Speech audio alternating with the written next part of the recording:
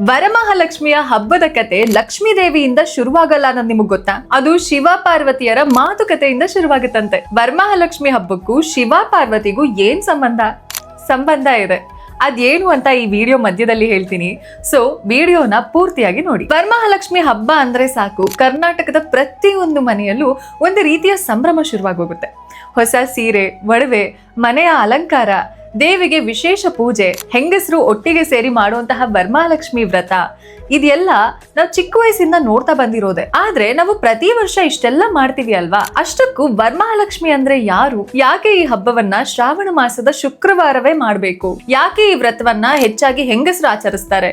ಗಂಡ್ಮಕ್ಳು ಈ ಹಬ್ಬನ ಆಚರಿಸಿದ್ರೆ ತಪ್ಪ? ಮತ್ತೆ ಇದ್ರ ಹಿಂದೆ ಒಬ್ಬ ಸಾಮಾನ್ಯ ಗೃಹಿಣಿಯ ಕತೆ ಇದೆ ಅನ್ನೋದು ನಿಮಗ್ ಗೊತ್ತಾ? ಆ ಕಥೆಯನ್ನ ಕೇಳಿದ್ರೆ ವರಮಹಾಲಕ್ಷ್ಮಿ ಹಬ್ಬವನ್ನ ನಾವು ನೋಡುವಂತಹ ದೃಷ್ಟಿಯೇ ಸ್ವಲ್ಪ ಬದಲಾಗಬಹುದು. ನಮಸ್ಕಾರ, ನಾನು ಅಪೂರ್ವ. ಸಿಂಪ್ಲಿ ಸಂಪೂರ್ವಗೆ ನಿಮ್ಗೆಲ್ಲ ಸ್ವಾಗತ.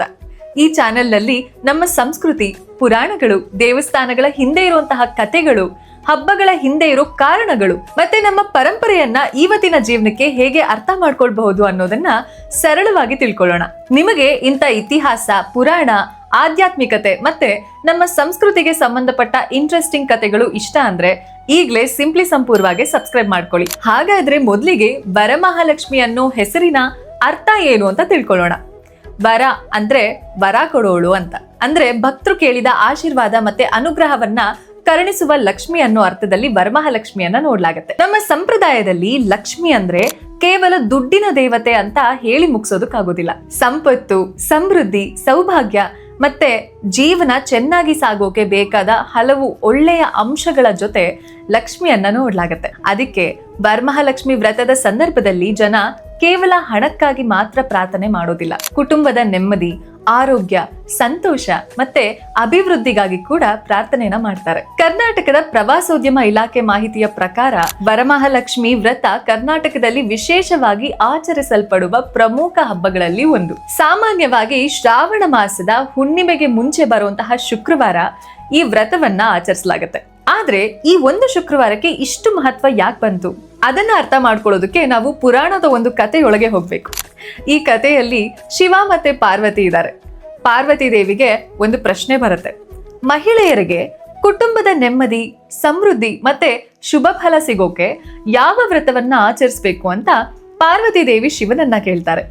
ಆಗ ಶಿವ ಅವರಿಗೆ ಮಹಾಲಕ್ಷ್ಮಿ ವ್ರತದ ಮಹತ್ವವನ್ನ ವಿವರಿಸ್ತಾನೆ ಅಂತೆ. ಈ ಕತೆ ಸ್ಕಂದ ಪುರಾಣದಲ್ಲಿ ಬರುವಂತಹ ವರಮಹಾಲಕ್ಷ್ಮಿ ವ್ರತದ ಕಥೆಯೊಂದಿಗೆ ಸಂಬಂಧ ಹೊಂದಿದೆ ಅಂತ ಪರಂಪರೆಯಲ್ಲಿ ಹೇಳಲಾಗತ್ತೆ. ಆದ್ರೆ ಶಿವ ಪಾರ್ವತಿಗೆ ಬರೀ ವ್ರತದ ಮಹತ್ವವನ್ನ ಹೇಳಿ ಸುಮ್ಮನಾಗೋದಿಲ್ಲ. ಅದನ್ನ ಅರ್ಥ ಮಾಡಿಸೋದಕ್ಕೆ ಒಂದು ಕಥೆಯನ್ನ ಕೂಡ ಹೇಳ್ತಾನೆ. ಆ ಕಥೆಯಲ್ಲೇ ಬರ್ತಾಳೆ ಚಾರುಮತಿ. ಚಾರುಮತಿ ರಾಜಮನೆತನಕ್ಕೆ ಸೇರ್ದವಳಲ್ಲ, ದೊಡ್ಡ ದೇವಸ್ಥಾನದ ಅರ್ಚಕಿಯೂ ಅಲ್ಲ, ಒಬ್ಬ ಸಾಮಾನ್ಯ ಗೃಹಿಣಿ. ಮಾಗಧ ದೇಶದಲ್ಲಿ ಚಾರುಮತಿ ಅನ್ನೋ ಒಬ್ಬ ಬ್ರಾಹ್ಮಣ ಮಹಿಳೆ ತನ್ನ ಗಂಡ ಮತ್ತೆ ಅತ್ತೆ ಮಾವಂದಿರನ್ನ ತುಂಬಾ ಭಕ್ತಿಯಿಂದ ನೋಡ್ಕೊಂಡು ಜೀವನ ನಡೆಸ್ತಿದ್ಲು ಅಂತ ಈ ಕಥೆಯಲ್ಲಿ ಹೇಳಲಾಗತ್ತೆ. ಮನೆಯವರನ್ನ ಪ್ರೀತಿಯಿಂದ ನೋಡ್ಕೊಳ್ಳೋದು, ತನ್ನ ಜವಾಬ್ದಾರಿಗಳನ್ನ ಶ್ರದ್ಧೆಯಿಂದ ಮಾಡೋದು, ದೇವರ ಮೇಲೆ ಭಕ್ತಿ ಇಟ್ಕೊಂಡು ಬದುಕೋದು, ಇದೇ ಅವಳ ಜೀವನ.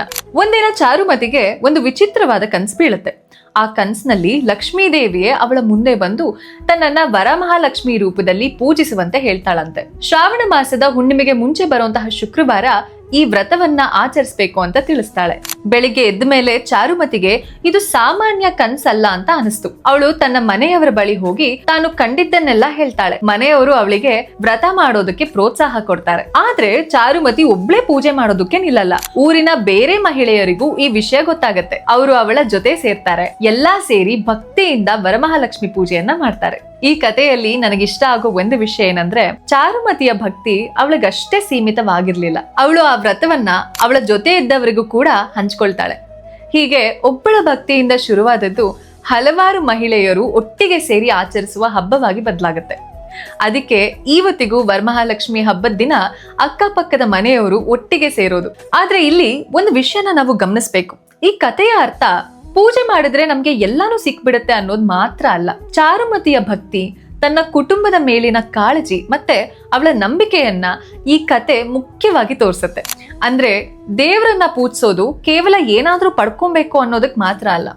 ನಮ್ಮ ಜೀವನದಲ್ಲಿ ಇರೋ ಒಳ್ಳೆ ಸಂಗತಿಗಳನ್ನ ಗೌರವಿಸೋದು, ನಮ್ಮ ಕುಟುಂಬದವರನ್ನ ನೆನಪಿಸ್ಕೊಳ್ಳೋದು ಮತ್ತೆ ಕೃತಜ್ಞತೆಯಿಂದ ಇರೋದು ಕೂಡ ಭಕ್ತಿಯ ಒಂದು ಭಾಗ ಅನ್ನೋದನ್ನ ಈ ಕತೆ ನೆನಪಿಸುತ್ತೆ. ಅದಕ್ಕೆ ನನಗೆ ವರಮಹಾಲಕ್ಷ್ಮಿ ಹಬ್ಬ ಇವತ್ತಿಗೂ ಇಷ್ಟೊಂದು ವಿಶೇಷ ಅನ್ಸುತ್ತೆ. ಇವತ್ತು ವರಮಹಾಲಕ್ಷ್ಮಿ ಹಬ್ಬ ಅಂದ್ರೆ ಮನೆಯ ಅಲಂಕಾರ, ದೇವಿ ಅಲಂಕಾರ, ಹೊಸ ಸೀರೆ, ಒಡವೆ, ಪೂಜೆ, ತಯಾರಿ ಇವೆಲ್ಲಕ್ಕೂ ತುಂಬಾ ಮಹತ್ವ ಇದೆ. ದೇವಿ ಅಲಂಕಾರ ಇನ್ನೂ ಚೆನ್ನಾಗಿರ್ಬೇಕು ಅನ್ನೋ ಉತ್ಸಾಹ ಕೂಡ ಕೆಲವೊಮ್ಮೆ ಇರುತ್ತೆ. ಆತರ ಯೋಚನೆ ಮಾಡೋದ್ರಲ್ಲಿ ತಪ್ಪೇನಿಲ್ಲ. ಹಬ್ಬ ಅಂದ್ರೇನೆ ಸಂಭ್ರಮ, ಅಲಂಕಾರ, ಹೊಸ ಬಟ್ಟೆ, ಒಟ್ಟಿಗೆ ಸೇರೋದು ಇದೆಲ್ಲನೂ ಇರ್ಬೇಕು. ಈ ಹಿಂದೆ ನಾನು ಕೂಡ ಒಂದು ವಿಷಯ ಯೋಚನೆ ಮಾಡ್ತಿದ್ದೆ. ದೇವ್ರಿಗೆ ಇಷ್ಟೊಂದು ಅಲಂಕಾರ ಯಾಕೆ ಮಾಡ್ಬೇಕು, ಇಷ್ಟೆಲ್ಲ ತಯಾರಿ ಯಾಕೆ ಮಾಡ್ಬೇಕು ಅಂತ. ಆಮೇಲೆ ಈ ಹಬ್ಬದ ಅರ್ಥವನ್ನ ನಾನು ತಿಳ್ಕೊಳ್ತಾ ಹೋದಾಗ ನನಗನ್ಸಿದ್ದು, ನಾವು ಮಾಡೋ ಪ್ರತಿಯೊಂದು ಕೆಲಸನೂ ದೇವಿಯನ್ನ ನೆನಪಿಸ್ಕೊಳ್ಳೋಕೆ ಒಂದು ಅವಕಾಶ ಆಗ್ಬಹುದು ಅಂತ. ನಾವ್ ಎಷ್ಟು ಚೆನ್ನಾಗಿ ಅಲಂಕಾರ ಮಾಡಿದೀವಿ ಅನ್ನೋದಕ್ಕಿಂತ ನಮ್ ಜೀವನದಲ್ಲಿ ಈಗಾಗಲೇ ಇರುವಂತಹ ಲಕ್ಷ್ಮಿಯನ್ನ ಎಷ್ಟು ಗುರ್ತು ಮಾಡ್ಕೊಳ್ತಾ ಇದೀವಿ ಅನ್ನೋದು ಮುಖ್ಯ ಆಗತ್ತೆ ಇಲ್ಲಿ. ಹಾಗಾಗಿ ಈ ಸಲ ವರಮಹಾಲಕ್ಷ್ಮಿ ಪೂಜೆ ಮಾಡ್ಬೇಕಾದ್ರೆ ಅಲಂಕಾರ ಮಾಡಿ, ಸಂಭ್ರಮ ಮಾಡಿ, ನಿಮ್ ಮನ್ಸಿಗೆ ಇಷ್ಟವಾದ ಹಾಗೆ ದೇವಿಯನ್ನ ಅಲಂಕಾರ ಮಾಡಿ. ಆದ್ರೆ ಅದ್ರ ಜೊತೆ ಒಂದು ಕ್ಷಣ ಕಣ್ಮುಚ್ಚಿ ಲಕ್ಷ್ಮೀ ದೇವಿಗೆ ಧನ್ಯವಾದ ಕೂಡ ಹೇಳಿ. ಯಾಕಂದ್ರೆ ನಾವು ಪ್ರತಿದಿನ ಸಹಜ ಅಂತ ತಿಳ್ಕೊಳ್ಳುವಂತಹ ಎಷ್ಟೋ ವಿಷಯಗಳು ನಿಜವಾಗಿಯೂ ನಮ್ಮ ಜೀವನದ ದೊಡ್ಡ ಸಮೃದ್ಧಿ ಆಗಿರಬಹುದು. ಈ ಹಬ್ಬದಲ್ಲಿ ನಾವು ಪ್ರತಿ ವರ್ಷ ಮಾಡೋ ಒಂದು ಆಚರಣೆ, ಒಂದು ರಿಚುವಲ್ ಮಾತ್ರ ನನ್ಗೆ ಇವತ್ತಿಗೂ ತುಂಬಾ ಅಂದ್ರೆ ತುಂಬಾ ಇಂಟ್ರೆಸ್ಟಿಂಗ್ ಅನ್ಸುತ್ತೆ. ಅದೇ ಕಳಶ. ದೇವಿಯನ್ನ ಕಳಶದ ಮೇಲೆ ಕೂರಿಸಿ ಅದ್ರೊಳಗಡೆ ಅಕ್ಕಿ, ನೀರು, ತೆಂಗಿನಕಾಯಿ, ಮಾವಿನೆಲೆ, ಅರಿಶಿನ, ಕುಂಕುಮ ಹೀಗೆ ಎಷ್ಟೊಂದು ವಸ್ತುಗಳನ್ನ ಅದ್ರೊಳಗಡೆ ಹಾಕ್ತಿವಿ ಅಲ್ವಾ. ಇವೆಲ್ಲ ಬರೀ ಪೂಜೆಯ ಸಾಮಾನುಗಳ ಅಥವಾ ಪ್ರತಿಯೊಂದರ ಹಿಂದೆ ಕೂಡ ಒಂದು ಅರ್ಥ ಇದೆಯಾ? ಮುಂದಿನ ಭಾಗದಲ್ಲಿ ಈ ಕಳಶದ ಹಿಂದೆ ಇರುವಂತಹ ಕತೆ ಮತ್ತೆ ಅದರಲ್ಲಿರುವಂತಹ ಪ್ರತಿಯೊಂದು ವಸ್ತುವಿನ ಅರ್ಥ ಏನು ಅನ್ನೋದನ್ನ ತಿಳ್ಕೊಳ್ಳೋಣ. ಯಾಕಂದ್ರೆ ನಾವು ಪ್ರತಿ ವರ್ಷ ಮಾಡೋ ಈ ಚಿಕ್ಕ ಚಿಕ್ಕ ಆಚರಣೆಗಳ ಹಿಂದೆ ನಮ್ಮ ಹಿರಿಯರು ಒಂದು ಅರ್ಥವನ್ನ ಬಿಟ್ಟು ಹೋಗಿದ್ದಾರೆ. ಈ ವಿಡಿಯೋ ನಿಮ್ಗೆ ಇಷ್ಟ ಆಗಿದ್ರೆ ಲೈಕ್ ಮಾಡಿ, ಹಾಗೆ ನನ್ನ ಚಾನೆಲ್ಗೆ ಸಬ್ಸ್ಕ್ರೈಬ್ ಆಗೋದನ್ನ ಮರಿಬೇಡಿ. ಮತ್ತೊಂದು ಇಂಟ್ರೆಸ್ಟಿಂಗ್ ಕತೆ ಜೊತೆ ಸಿಗ್ತೀನಿ. ನಮಸ್ಕಾರ.